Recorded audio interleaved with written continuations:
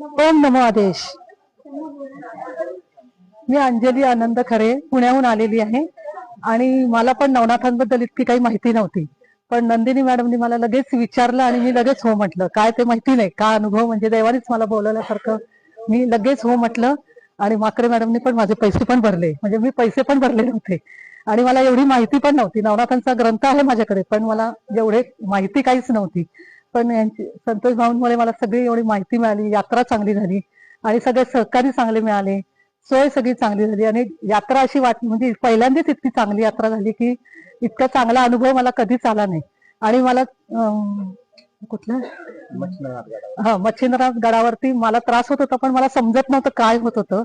म्हणजे आधीपासूनच मला होत असेल त्रास, पण अस्वस्थता होती, पण ती कळत नव्हती.